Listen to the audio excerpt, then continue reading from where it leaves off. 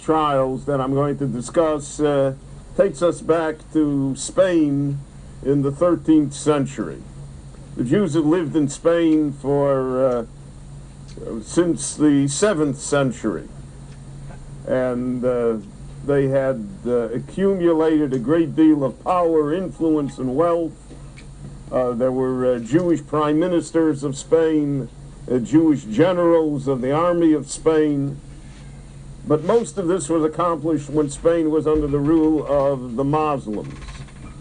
And the original arrangement between the Jews and the Muslims, at least as far as Spanish Jewry was concerned, was that the Muslim rulers saw the Jews as a great asset and allowed them to advance in terms of position and in terms of influence in the country, what we call the Golden Age of Spain, which lasted for about 350 years.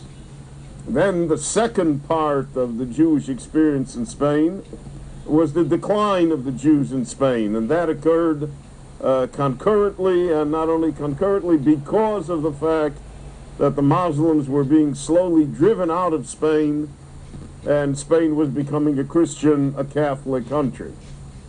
And Roman Catholicism in Spain was, and still is, really one of the most extreme forms of Roman Catholicism. It's like the Natura Carta is running the country. No moderation whatsoever. Now, that's not to say that the Roman Catholic Church in the Middle Ages was moderate towards the Jews, but for instance in Italy and in other parts of Western Europe, there were times when the church was much more lenient towards the Jews and did not enforce all of the decrees.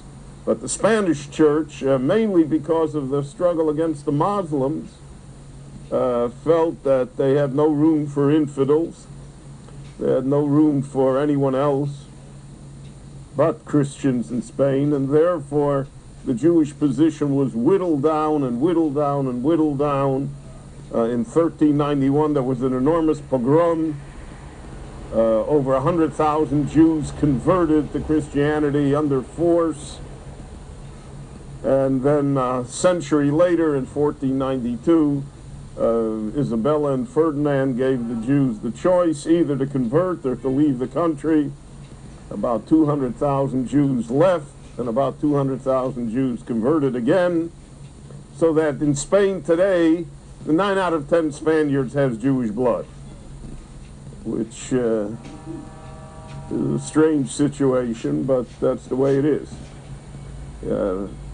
Franco, who was not known for being a very holy or good person, and nevertheless in the Second World War was one of the few protectors of Jews that existed in Europe. Any Jew that escaped to Spain was never given over to the Germans, something which we cannot say for the Swiss or for the Dutch or for others.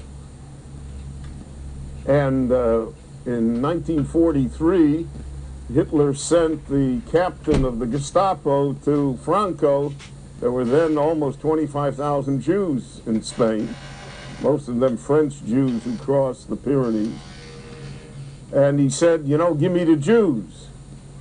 And Franco, who was great at never giving a straight answer and dissembling and stalling, and he never entered the war, even though the Axis had supported him in the Civil War, he refused to give anybody back. And the Gestapo captain asked him, well, how come? And he said, well, probably under the Nuremberg laws, I am also Jewish, even though he was a fanatical practicing Catholic.